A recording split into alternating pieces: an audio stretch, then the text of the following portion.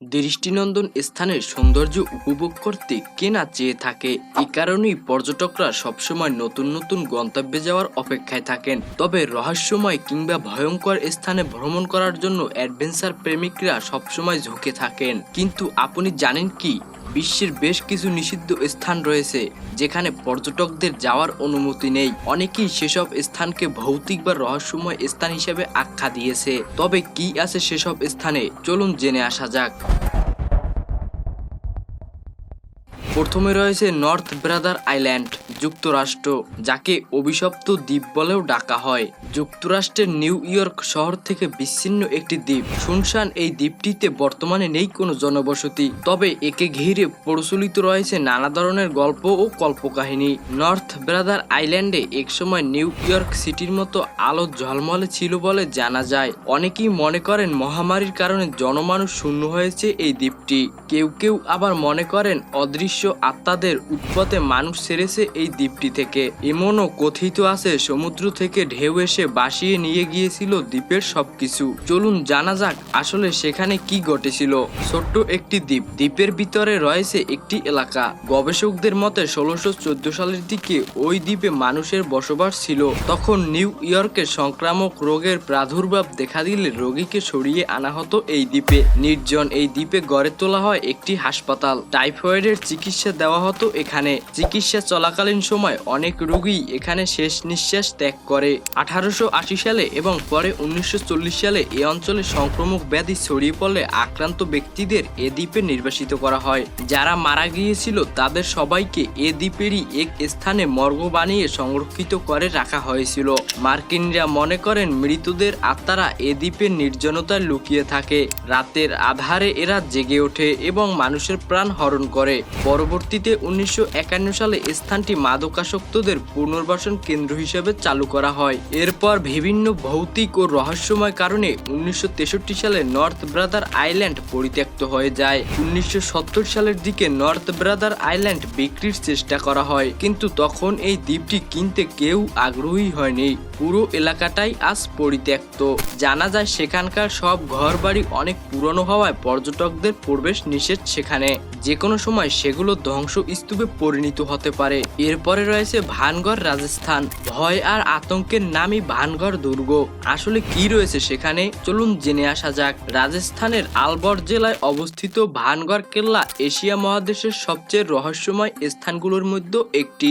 সন্ধ্যা 6টার পর কেল্লার ভিতরে কাউকে অবস্থান করতে দেওয়া হয় না। এটি রীতিমতো সরকারি আদেশ। তাই বিকেল 5:30 থেকেই কেল্লার ভিতর থেকে পর্যটকদের বের করে দেওয়া শুরু করে নিরাপত্তা কর্মীরা, যাতে ভুলেও নির্দিষ্ট সময়ের পর সেখানে রয়ে না যায় কেউ।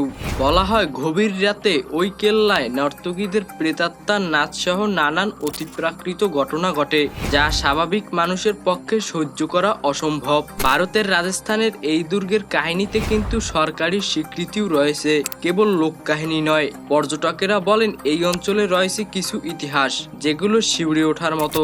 ভারতের স্থাপত্যর এই নিদর্শনটি তৈরি করেছিল ভগবন্ত দাসের ছোট ছেলে মাধু সিং। সপ্তদশ দশকে এই দুর্গ তৈরি হয়েছিল।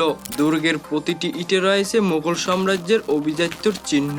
যদিও এই কেল্লার চারিপাশে নেই কোনো জনবসতি। বিশ্বের সেরা 10টি ভুতুড়ে স্থানের একটি হিসেবে ধরা হয় ভানগড় কেল্লাকে। এই কেল্লাকে কেন ভুতুড়ে হিসেবে ধরা হয় তার নির্দিষ্ট কিছু ইতিহাসও রয়েছে। যেমন কথিত আছে এক সাধুর অভিশাপে ভস্ম হয়েছিল এই দুর্গ। সেই অভিশাপ আজও গ্রাস করে রেখেছে ভানগড় দুর্গকে। এই দুর্গের আরেকটি গল্প ঘিরে রয়েছে এক সুন্দরী রাজকুমারীর কাহিনী। সেই রাজকুমারীকে পছন্দ হয়েছিল এক তান্ত্রিকের। জাদু ছড়িয়ে বশ করার চেষ্টা করেছিলেন ওই সাম্রাজ্যকে। যদিও রাজকুমারী তা বুঝে ফেলে এবং তারপরে মেরে ফেলেছিলেন ওই তান্ত্রিককে। তার মৃত্যুকালে যে অভিশাপ দিয়ে গিয়েছিলেন ওই তান্ত্রিক, সেই অভিশাপ আজও ভৌতিক নগরীর তকমা দিয়েছে ভানগড়কে। স্থানীয় এলাকাবাসী পাশাপাশি থেকে পর্যটকদের অনেকেই এক সমসমে অভিজ্ঞতার উপলব্ধি করেছেন। দুর্গের মধ্যে কেউ পিছু পিছু হাঁটে, কেউ পেয়েছে নিঃশ্বাসের শব্দ। তবে এই দুর্গে পরবর্তীতে বেশ কিছু মৃত্যু ঘটেছে।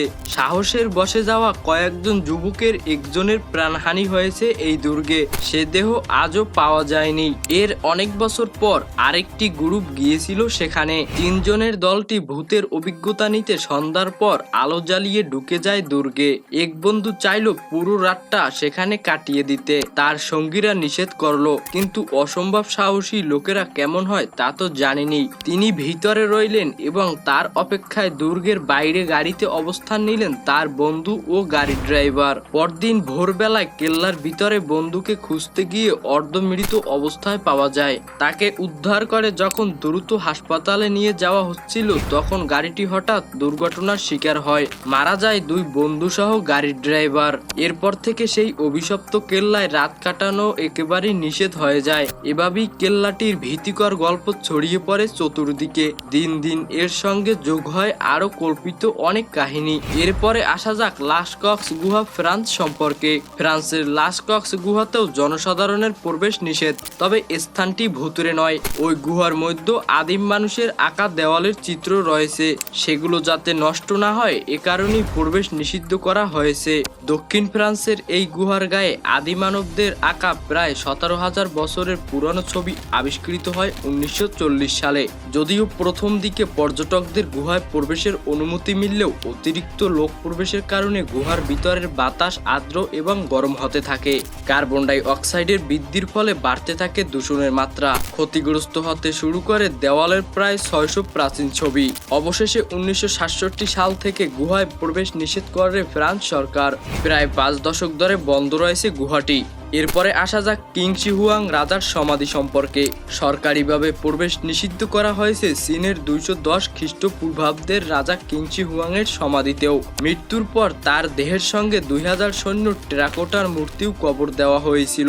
এই রাজার সমাধি প্রতিষ্ঠিত হয়েছিল খুবই গোপন এক স্থানে। 1974 সালে স্থানীয় কয়েকজন কৃষক হঠাৎই এ রহস্যময় টেরাকোটার সমাধির খোঁজ পেয়ে যান। রাজার শেষ চিহ্ন নষ্ট হয়ে যাওয়ার আশঙ্কায় এ সমাধিতেও পর্যটকদের প্রবেশ নিষেধ। লোকমুখে শোনা যায় এ সমাধির নিচে পানিতে নাকি বসবাস করে মৎস্যকন্যারা। এরপরে আসা যাক প্যারিসের ক্যাটাকম্ব সম্পর্কে। একের পর এক থরে থরে সাজানো রয়েছে কঙ্কালের খুলি। প্রায় 60 লক্ষ মানুষের কঙ্কাল রয়েছে এখানে। খুবই বিস্ময়কর একটি স্থান। হাজার হাজার কঙ্কালের খুলি দিয়ে তৈরি করা হয়েছে প্যারিসের ক্যাটাকম্বের দেওয়াল। এক সময় গণকবর দেওয়া হতো এখানে। এই ক্যাটাকম্বের পাশেই ছিল এক সমাধি স্থান। মৃতদেহের ভারে সমাধি স্থানটি ধসে পড়লে এই ক্যাটাকম্বের খোঁজ পায় বিশ্ব। প্লেস দি গ্রেভের দাঙ্গায় নিহতদের এখানে কবর দেওয়া হয়েছিল। কথিত আছে সপ্তদশ দশকে এই ক্যাটাকম্বের ভিতরে নিখোঁজ হয়ে যান এক ব্যক্তি, যার মৃতদেহ পাওয়া যায় 11 বছর পরে। অষ্টদশ শতকে রাজ পরিবারের সদস্যদের হত্যা করে ফেলা হয়েছিল ক্যাটাকম্বে। শোনা যায় অতৃপ্ত আত্মাদের বাস ক্যাটাকম্বে। এ কারণে মানুষের জন্য ঝুঁকিপূর্ণ এই স্থানটি। প্যারিস সরকার স্থানটিকে অস্বাস্থ্যকর ঘোষণা করে সেখানে প্রবেশ নিষেধ করেছে। তো আপনার কাছে সবচেয়ে রহস্যময় বলে মনে হয় কোন স্থানটিকে? জানাতে পারেন কমেন্ট বক্সে। এই ছিল আজকের ভিডিওটি যদি আপনার কাছে ভালো লেগে থাকে তাহলে একটি লাইক দিতে পারেন, এবং আপনি যদি এমনই আনকমন আর ইন্টারেস্টিং ভিডিও দেখতে পছন্দ করে থাকেন তাহলে আমাদের চ্যানেলটিকে এখনই সাবস্ক্রাইব করে পাশে থাকুন। তো দেখা হচ্ছে পরবর্তী